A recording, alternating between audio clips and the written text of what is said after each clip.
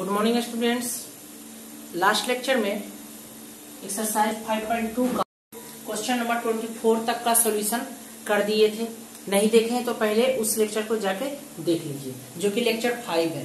तो यहाँ हम लोग पढ़ेंगे क्वेश्चन नंबर 20, जो एक्सरसाइज 5.2 का है, क्वेश्चन नंबर 25 से 24 तक लास्ट लेक्चर में सॉल्यूशन हो चुका था। ठीक है, किताब निकाल लीजिए सब लोग। किस सिन्हा का कह रहा है 25 नंबर में 3 अंकों वाली सभी पूर्णांक संख्याएं जो 5 से विभाज्य है। 5 से विभाज्य, तो 5 से विभाज्य कौन कौन होगा? जिसका इकाई स्थान पर 0 होगा या 5 होगा। 5 से विभाज्य तक नहीं पढ़े ना, जिसका इकाई स्थान पर 0 हो या 5 हो। अब 3 अंकों की, ठीक है, तो सबसे छोटा संख्या क्या होगा जो 5 से विभाजित होगा? तो 100। उसके बाद क्या होगा? 105। उसके बाद 110 डॉट डॉट डॉट, और लास्ट कितना होगा 3 डिजिट का? 995। 5 से ही तो विभाजित करने का है, तो 5 से सबसे पहले तो 3 अंक का सबसे छोटा संख्या 100 ही तो होता, तो 100 हो गया। ठीक है, तो ये आपका एपी मिल गया। ठीक है, ये आपका क्या मिल गया? एपी। 5 से विभाजित होने वाली 3 अंकों की एपी मिल गया। अब देखिए, एपी नहीं है, ये 100 है, फिर 105, 110, तो यहाँ ए बराबर कितना हो गया? 100। डी बराबर कितना हो गया? तो 105 माइनस 100 कर दीजिए, नहीं तो सिंपली तो है। ठीक है, तो 5 हो जाएगा। और यहाँ आपके पास टीएन बराबर कितना हो गया? 995। आपको पूछ रहा है कितना है, मतलब कितना टर्म है 3 अंक का, जो कि आपका 5 से क्या है? विभाजित है। 3 अंकों का के वो टर्म है। ठीक है, के वो संख्या है, तो एन का वैल्यू निकाल लेंगे तब पता चल जाएगा कि कितना टोटल संख्या है जो 5 से विभाजित है। तो सिंस जानते हैं फॉर्मूला टीएन बराबर A plus N minus 1 into D होता है। टीएन कितना है? तो इधर टीएन लिख दीजिए 995 बराबर ए का वैल्यू है 100 प्लस एन तो नहीं पता है, एन माइनस 1। डी का वैल्यू कितना है? 5। तो 995, ठीक है, प्लस 100 इधर आएगा तो माइनस 100 बराबर एन माइनस 1 इंटू 5। तो कितना हो गया? 995 माइनस 100, तो 895। गुना में 5 है तो इधर बटा में 5 बराबर एन माइनस 1। तो 5 से काट दीजिए, तो 5 इकाई 5, 3 और 9 पन्नम, एक सेकेंड, कितना हो गया? 5, 3 और 9, हाँ तो 7 हो गया। 7 बचे 35, तो 4 और 9 तो कितना? 4 और 5 तो कितना बार में कट जाएगा? 9 बार में। ठीक है, तो 179, इधर माइनस 1 इधर प्लस 1 बराबर एन। सो एन बराबर कितना हो गया? 180। मतलब कि 3 अंकों की कुल कितनी संख्या है जो 5 से विभाजित होगी? 180। लास्ट में लिख देंगे कि 3 अंकों की 180 संख्याएं होंगी जो 5 से क्या होगा? विभाजित होगा। ठीक है, तो ये था 25 नंबर। सेम तरह से है 26 नंबर। उसमें क्या पूछ रहा है? 7 से विभाजित 3 अंकों वाली संख्याएं। ठीक है, तो आप लोग उतार लीजिएगा, वीडियो रोककर उतार लीजिएगा। तो नेक्स्ट क्वेश्चन देखते हैं, सेम तरीका से है 26 नंबर। 26 में बोला 7 अंक से विभाजित 3 अंकों वाली संख्या। तो 26 नंबर में देखिए, 26 नंबर में बोल रहा है आपको 7 से विभाजित 3 अंकों की कितनी संख्याएं हैं। जैसे अभी 5 से विभाजित पूछ रहा था, तो 7 से विभाजित 3 अंकों की संख्या है। तो 7 से विभाजित 3 अंकों की संख्या है, तो निकालने के लिए सबसे पहले देखिए 3 अंक की सबसे छोटी संख्या कितना है? तो 100। 100 को 7 से डिवाइड कर दीजिए, तो कितना हो जाएगा? 1, 7, 3, 0, 7, 28, 2। तो देखिए सबसे छोटा संख्या निकालने के लिए क्या जाएगा? 100 प्लस 7 और माइनस 2, तो आ जाएगा आपका 100 प्लस 5, 105। ठीक है, तो 7 से विभाजित सबसे छोटा संख्या कितना हो गया? 105। इस तरह से आप लोग निकालिएगा। ठीक है, किसी भी संख्या से निकालने का है। जे डिजिट का कहेगा, 4 डिजिट का कहेगा, तो 4 डिजिट को इसे भागा दे दीजिएगा। जो ही आएगा इसमें से घटा के जो फिर बचेगा उसको जोड़ दीजिएगा। तो 105 आ गया। फिर इसके बाद क्या होगा? 7, 5, 12, 112। फिर क्या हो जाएगा? 119। ठीक है, डॉट डॉट डॉट। अब लास्ट नंबर निकालना है कि कौन सा होगा 3 अंक का सबसे लास्ट नंबर जो 7 से विभाजित होगा। तो सबसे पहले क्या कीजिए? सबसे बड़ा नंबर निकाल दीजिए। तो सबसे बड़ा नंबर होगा 9999। ठीक है, 999 3 अंक का सबसे बड़ा नंबर। अब इसको क्या कीजिए? 7 से डिवाइड, 7 से विभाजित बोल रहा है तो 7 से डिवाइड कर दीजिए। तो 7 2 9, 7 4 28, 19, 7 दूनी 14, तो 5। कितना शेष बच गया? 5। तो इस पे क्या कीजिए? 994, 99 माइनस 5 कर दीजिए, तो 994। ठीक है, अब ये सब देख सकते हैं, आपको 7 से डिवाइड हो जाएगा। 105 देखिए, 7 3 5 7 5 35 कट गया। यहाँ भी देखिए 7 से इसको डिवाइड कर लीजिए, 9 9 9 4 तो 1 7 2 9 7 28, ठीक है 1 4 7 14, ठीक है कट गया, देख सकते हैं। तो इस तरह से हम लोग निकालेंगे। तो यहाँ थोड़ा बस ध्यान रखिएगा क्या कि छोटा निकालना है संख्या तो 7 से था तो यह जिस संख्या से विभाजित करेगा डिवाइड कर दीजिए, ठीक है। शेष जो बचेगा उसको इसमें से घटा दीजिए, फिर जो 7 - 2 5 आया, 5 को इस संख्या में जोड़ दीजिए तो 105 आ गया। और सबसे बड़ा संख्या निकालना है कि 3 अंक का कितना, इसी तरह 4 अंक का आएगा तो पहले डिवाइड कर दीजिए, जो शेष आएगा बस इसमें से घटा दीजिए, आपका निकल जाएगा कि कौन संख्या है जो आपका होगा, ठीक है। तो लास्ट डिजिट कौन सा हो गया 994, लास्ट नंबर हो गया जो 7 से विभाजित हो गया 994। तो यहाँ ए बराबर आ गया आपके पास 105, ठीक है, डी बराबर आ गया 7 और टीएन बराबर हो गया 994। तो वही तो पूछ रहा था क्या है, तो अभी जस्ट बताए थे ना, एन वाला 105 वाला था, 5 से विभाजित था, तो उसी तरह से क्या कर लीजिएगा, टीएन बराबर A plus N minus 1 into D. TN कितना दिया हुआ है 994 बराबर ए का value 105 plus N minus 1 D का वैल्यू 7। तो 994 माइनस 105 इधर प्लस में तो इधर माइनस में, n माइनस 1 इंटू 7, ठीक है। अब घटा लीजिए तो 14 में से 5 जाएगा तो कितना बचा गया 9, यहाँ क्या बचा आपका 8, ठीक है, और यहाँ 8 इस 7 से डिवाइड कर दीजिए तो n माइनस 1, तो इस 7 से कट जाएगा 1 और 8 7 दूनी 14, 4 और 9 7 49, 127 माइनस में इधर रहेगा प्लस 1 बराबर n, सो एन बराबर कितना आ गया 128। मतलब कि 3 अंक का कितना संख्या होगा जो 7 से विभाजित होगा, तो कितना होगा 128 संख्या होगा जो आपका 3 अंक का होगा जो 7 से क्या होगा विभाजित होगा, ठीक है, समझ में आ गया, ठीक है।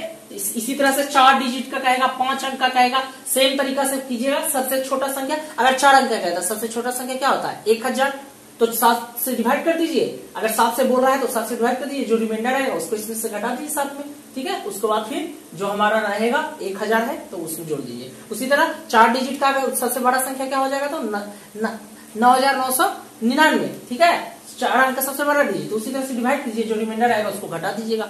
तो इस तरह से छोटा, सबसे छोटा और सबसे बड़ा संख्या निकाल लेंगे हम, जो भी अंक का कहेगा, 3 अंक का 3 अंक का, 4 अंक का 4 अंक का। आई होप आपको समझ में अच्छे से आ रहा होगा, ठीक है। तो उतार लीजिएगा इसको,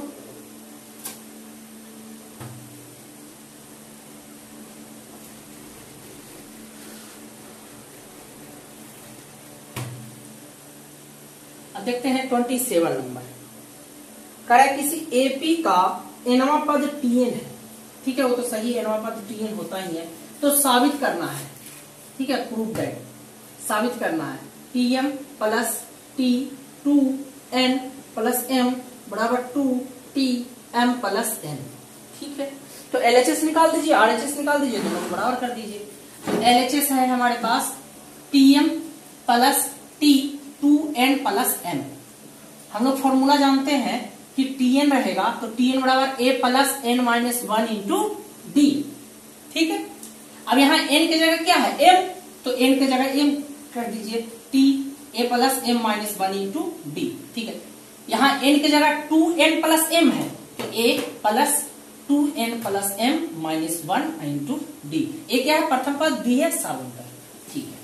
a प्लस a क्या हो जाएगा 2a प्लस, यहाँ देखिए m माइनस 1, यहाँ दोनों से d कॉमन ले लीजिए, तो ये m minus 1 plus 2n plus m minus 1 into D, 2a plus, देखिए तो यहाँ क्या आ जाएगा m plus m 2m plus 2n minus 1 minus 2 d, देखिए तो 2a, इससे 2 कॉमन हो जाएगा तो m plus n minus 1 into D, यहाँ दोनों से 2 कॉमन ले लीजिए तो a plus m plus n minus 1 into D, ठीक है।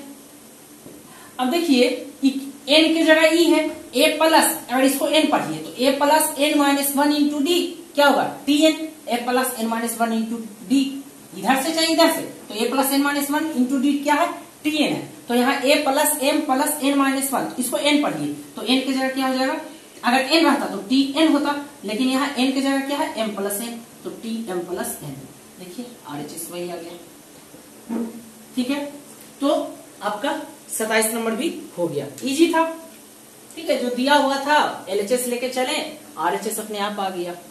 तो ये था 27 नंबर। ठीक है, लिख लीजिएगा आप लोग। आगे देखिए आप 28 नंबर कह रहा है।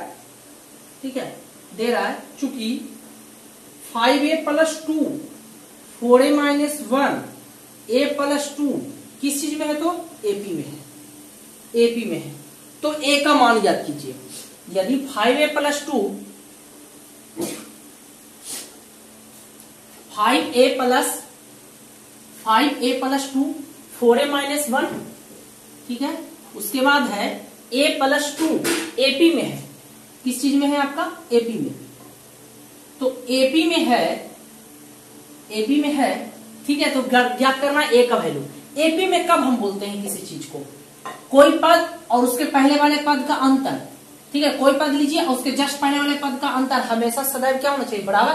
जैसे अगर T1 T2 T3 बोलते हैं कि AP में है, तो इसका कहने का मतलब T2 - T1 बराबर होना चाहिए T3 - T2। कोई पद और उसके पहले वाले पद का अंतर, कोई पद उसके पहले वाले पद का अंतर। ठीक है, A होना चाहिए। तो इसका मतलब कि AP में है, सो E 4a - 1 minus 5a + 2 E हमारा T2 और T2 - T1 बराबर T3 - T2 a + 2 minus 4a - 1। ठीक है, अब देखिए 4a - 1 माइनस 5a - 2 बराबर a + 2 minus 4a minus minus +1। ठीक है, 4a माइनस 5a तो minus a -1 -2 -3 minus 4a a -3a +2 +1 +3। अब a को एक तरफ कर दीजिए, तो इधर -3a है तो इधर आएगा तो +3a, यहां -3 है तो इधर आएगा तो +3, तो यहां -a + 3a 2a बराबर 3 + 3 6। ठीक है, तो a बराबर कितना आ गया 3। यही का वैल्यू तो निकालना था। ठीक है, बहुत इजी था। कोई भी AP में कब होगा, जब उसका पद, कोई पद और उसके पहले वाले पद का अंतर, कोई पद और उसके पहले वाले पद का अंतर क्या होना चाहिए, समान। समान मतलब बराबर, बराबर होना चाहिए। तो बराबर लेके चल दिए, a का वैल्यू क्या हो गया, निकल गया। ठीक है, तो ये 28 नंबर था। अब देखिए 29 नंबर, 29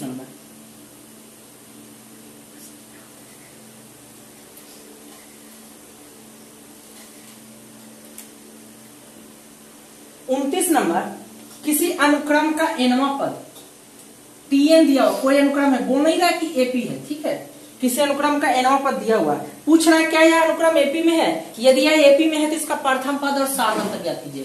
तो AP में होगा कब, जब T2 - T1 बराबर T3 - T2। ठीक है, T1 निकाल लीजिए, तो कितना होगा 2 × 1 + 1 पहला लेसन, यही तो देखे से T1 निकालना है, तो एक जगह 1 रख दीजिए, तो 2 × 1 2 2 + 1 फिर T2 निकाल दीजिए, तो 2 × 2। ठीक है, 2 × 2 + 1 तो 2 दूनी 4 और 1 5। T3 निकाल दीजिए, तो 2 × 3 + 1 तो 3 दूनी 6 और 1 7। और निकालना तो निकाल लीजिए, मिनिमम 3 तरह से ही पता चल जाएगा। अब कोई टर्म उसके पहले वाले टर्म का अंतर, तो T2 - T1 तो 5 - 3 कितना आ गया 2। फिर T3 - T2 T3 - T2 तो 7 - 5 कितना हो गया 2। देखिए दोनों को बराबर है कि नहीं, तो कोई पद और उसके पहले वाले पद का अंतर क्या हो गया हमारे पास, बराबर हो गया। सो दत्त अनुक्रम, जो दिया गया अनुक्रम है वो क्या चीज में है, AP में, AP में है।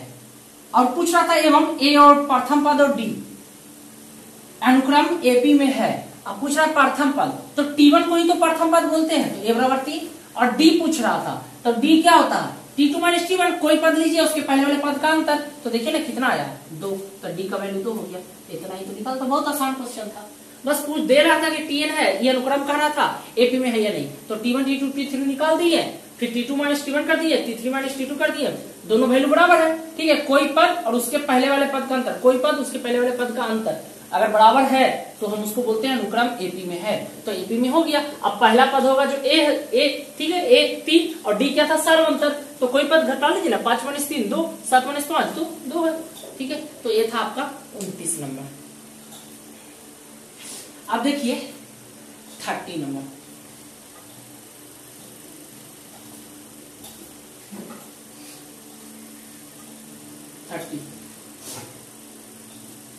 थर्टीन बोल रहा है किसी एपी में चौथे एवं आठवें पदों का योग, क्या बोल रहा है, किसी एपी के चौथे मतलब T4 और आठवें मतलब TA का योग क्या कह रहा है, योग 24 कह रहा है, इसका योग कितना है 24, ठीक है। और फिर बोल रहा है छठे पद और 10वें पद का योग 44 है, तो एपी का प्रथम 3 पद कितनों पद ज्ञात करने का है। अगर ए और डी निकाल देंगे, ए और डी का वैल्यू अगर निकाल दिए तो पता चल जाएगा कि इसका पहला पद क्या है, दूसरा पद क्या है, तीसरा पद क्या है, जो भी निकालने का रहेगा। तो आपको चौथा पद और आठवें पद का अंतर कार्य है कितना है, तो 24 है, ठीक है। तो देखिए T4 को क्या लिखिएगा, a प्लस 4 माइनस 1 तो 3D, अब इतना तो आपको समझ में आ गया होगा। T8 को क्या लिखेंगे, तो a प्लस 1 माइनस 1 मतलब 7D बराबर 24। तो क्या आ गया आपके पास, ठीक है, क्या आ गया, a plus a 2a plus 3 plus 7 10D, ठीक है, 10D बराबर 24। ये दोनों से 2 कॉमन ले लीजिए तो बचेगा a प्लस 5D बराबर 24, तो 12 दूनी 24, तो आपके पास आ गया a plus 5D equal to 12, ठीक है। इसको इक्वेशन सेकंड मान लेते हैं, ठीक है। और क्या दिया हुआ था इसमें, छठे और 10वें पद T6 प्लस T10, छठा और 10वां पद का योग कितना है, तो 44, छठा और 10वां पद का योग 44 है, तो T6 plus T10 equal to 44। तो एपी के प्रथम 3 पद ज्ञात करना है, ठीक है। तो इसको भी उसी तरह से A6 को क्या लिखेंगे, a प्लस 6 माइनस 1 मतलब 5 इंटू डी, ठीक है। A10 को क्या लिखेंगे, तो a प्लस 9D बराबर 44, तो a plus a 2a, 9 plus 5 14D बराबर 44। थोड़ा सा और एक चीज कर लीजिए, दोनों देखिए यहाँ 2 कॉमन हो जाएगा तो बचेगा a plus 7D, a plus 7D बराबर 44, तो 2 से कट गया 22, तो आ गया a plus 7D, a plus 7D बराबर 22। ये आपका इक्वेशन से सेकंड था, इसको थर्ड मान लीजिए, ठीक है। तो ये इक्वेशन सेकंड हो गया, ये थर्ड हो गया।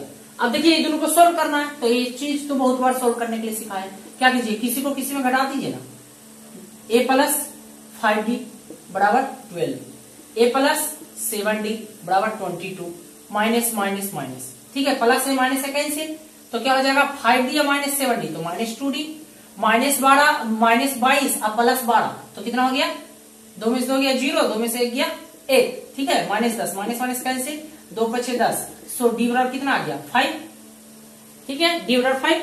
अब 5 जो है या तो इसमें समीकरण, इसमें या समीकरण 3 में, समीकरण 2 में या समीकरण 3 में डी का वैल्यू रख के ए निकाल दीजिए, ठीक है। तो क्या हो जाएगा, डी का वैल्यू रख दीजिए किसी में, चलिए रख दीजिए इसमें, ठीक है। तो क्या हो जाएगा 25 और इधर लाइएगा तो 12 माइनस 25, ठीक है, 12 माइनस 25 तो कितना हो जाएगा, 5 में से 2 गया 3, 2 में से गएगा, आप निकाल लीजिएगा तो माइनस 13, ठीक है।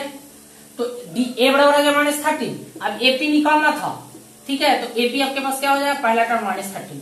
क्या करते हैं एपी निकालने के लिए, डी जोड़ते जाते हैं, तो डी इसमें जोड़ दीजिए, तो माइनस 13 प्लस 5 कितना होगा, माइनस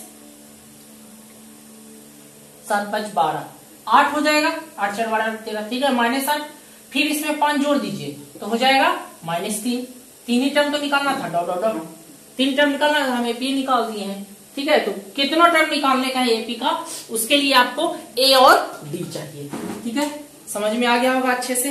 ये था आपका 30 नंबर क्वेश्चन। अब देखते हैं वर्ड प्रॉब्लम है 31।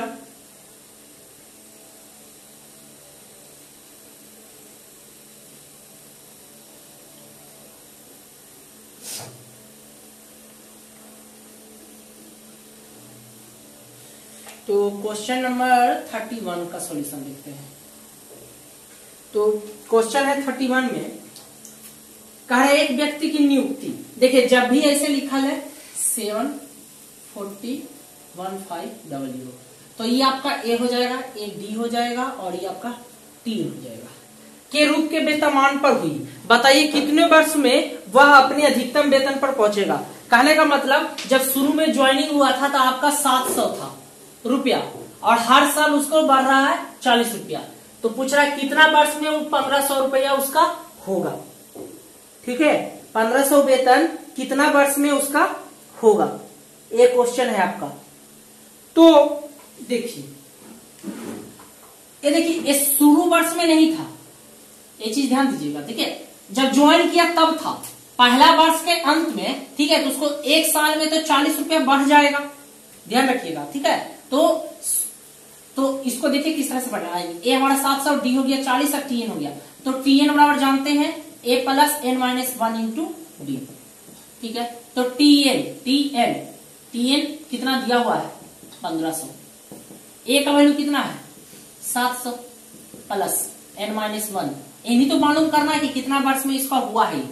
ठीक है, तो डी कितना है 40, तो आपका आ गया 1500 माइनस 700 बराबर एन माइनस 1 इंटू 40। तो 1500 माइनस 700 800, ये 40 गुना में इधर आएगा तो बटा में बराबर एन माइनस 1, 0 0 कैंसिल, 4 दूनी 8 20, माइनस 1 इधर आएगा तो प्लस 1 बराबर एन। तो एन बराबर कितना आ गया 21 वर्ष।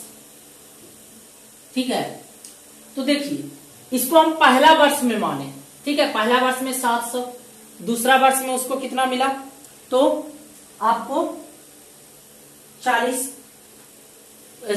रुपया जुट जाएगा। ठीक है, मतलब शुरू में उसको 700 मिला, फिर उसके बाद पहला वर्ष में जब अंत हुआ तो 40 रुपया उसको बढ़ गया।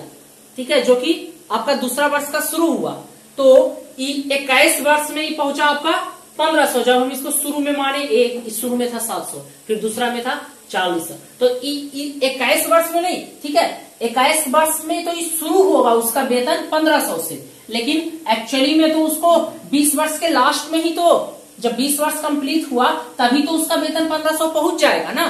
ठीक है, क्योंकि शुरू में था 700 अगर एक वर्ष पूरेगा तो 40 क्रॉस में जोड़ दीजिए, तो 740 रुपया उसका शुरू वर्ष के अंत में, कहने का मतलब दूसरा वर्ष के शुरू में। ठीक है, तो इस तरह से तो उसको कितना वर्ष होंगे, कितना वर्ष में अधिकतम वेतन पहुंचेगा, तो 21 वर्ष नहीं कहेंगे 20 वर्ष कहेंगे। ठीक है, 20 वर्ष के बाद, जैसे ही 20 वर्ष के बाद होगा तो उसका वेतन पहुंच जाएगा कितना 1500, तो इसका आंसर होगा 20 वर्ष। ठीक है, अगला देखते हैं। तो 20 वर्ष के बाद उसका अधिकतम वेतन पहुंच जाएगा। 20 वर्ष करने के बाद मतलब कि 21 वर्ष के शुरू में उसका वेतन उतना होगा। 32 नंबर कह रहा बैंक में जमा की गई एक राशि 4 वर्ष में कितना हो गया 600 रुपया। मतलब मान लीजिए 4 वर्ष में हो गया 600। ठीक है, फर्स्ट ये आपका दिया हुआ है, तो इसको क्या लिखेंगे a प्लस 4 माइनस 1 3d बराबर 600। ठीक है, और क्या बोला 12 वर्षों में, तो T12 लिख दीजिए बराबर कितना हो गया 800। ठीक है, जमा की गई राशि तथा प्रत्येक वर्ष जोड़ा गया ब्याज ज्ञात करना है। जमा की गई राशि मतलब मूलधन कितना जमा किया था और प्रत्येक वर्ष कितना ब्याज जुट रहा है मतलब D, तो T12 क्या होगा a प्लस 12 माइनस 1 तो 11D बराबर 800। अब क्या कीजिए, किसी को किसी में घटा दीजिए, कोई दिक्कत नहीं है। ठीक है, दूसरा को फर्स्ट में ही घटा दीजिए, तो a प्लस 11D बराबर हो गया 800, ये हो गया a प्लस 3D बराबर हो गया 600। ठीक है, घटा दीजिएगा तो नीचे का साइन चेंज हो जाएगा, तो ये प्लस से माइनस से कैंसिल, 11 माइनस 3। ठीक है, तो कितना आएगा 8D बराबर 200, तो D बराबर कितना हो जाएगा 200/8, तो आपका कितना आ गया D 8 दूनी 16। ठीक है, 8 दूनी 16, तो 4 और 0 8 पर 40, तो 100। D बराबर कितना हो गया, तो आपके पास D बराबर आ गया 25, तो D बराबर कितना हो गया 25। मतलब प्रत्येक वर्ष कितना रुपया उसको ब्याज मिल रहा है 25 रुपया। अब निकालना है शुरू में, तो किसी में निकाल दीजिए समीकरण 1 से, तो 1 से तो a प्लस 3D का वैल्यू है 25 बराबर कितना हो गया 600, तो a प्लस 25 दिया 75, 600 माइनस 75 100, a बराबर कितना हो गया 10 में से 5 जाएगा 5। ठीक है, 9 में से 7 जाएगा 2 और 5, तो 525 रुपया। ठीक है, तो शुरू में उसको कितना जमा किया था? 525 रुपया। तो ए आपका हो जाएगा। ठीक है,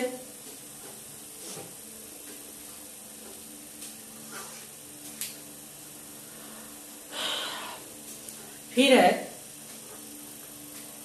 33 नंबर। अब इसमें भी थोड़ा सा देखिए क्या कर रहा है। शुरू में मतलब शुरू में कितना जमा किया होगा? ये क्या है?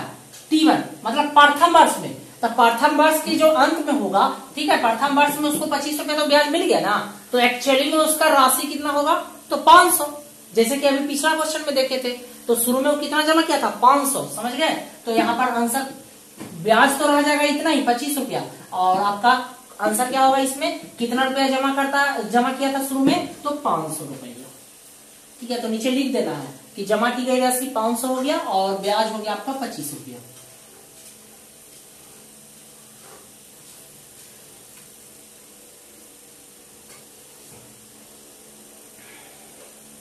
अब एक लास्ट है 33 नंबर, इस लेसन का क्वेश्चन है। 33 में कह रहा है एक आदमी अपने ऋण की अदायगी में प्रथम किस्त में 100 रुपया देता है। प्रथम किस्त कहने का मतलब ए या T1 कहेंगे। 100 रुपया दिया, ठीक है। यदि वह मासिक किस्त में 5 रुपया की वृद्धि करता है तो आपका 5 रुपया वो हर मंथ बढ़ा रहा है, तो अपने 30वें किस्त में कितनी राशि देगा? ठीक है, कह रहा है 30वां किस्त में कितना राशि देगा? शुरू में जमा किया था कितना? प्रथम वर्ष में 100 रुपया, मासिक किस्त या 5 रुपया, वृद्धि करता है तो 30वां किस्त में कितना देगा? तो T30 निकालिए, तो 30वां किस्त तो क्या होगा? A plus 30 minus 1 into D. तो ए कितना है? प्रथम वर्ष में 100 रुपया दिया था, 30 माइनस 1 29 इंटू डी का वैल्यू 5 तो 0। तो कितना हो जाएगा? 9 पचे 45 के 5 बाकी 4 5 10 4 14 245 बस। ठीक है, ऐसे कर देंगे। तो 30वां वर्ष में वह कितना रुपया पे करेगा? ठीक है, 30वां वर्ष में 245 रुपया पे करेगा। तो ये था आपका एक्सरसाइज 5.2। आपको समझ में अच्छे से आ गया होगा। अगर कुछ भी प्रॉब्लम होगा तो कमेंट सेक्शन में लिखें। वीडियो को लाइक करें, शेयर करें और चैनल को सब्सक्राइब करना ना भूलें। Thanks for watching.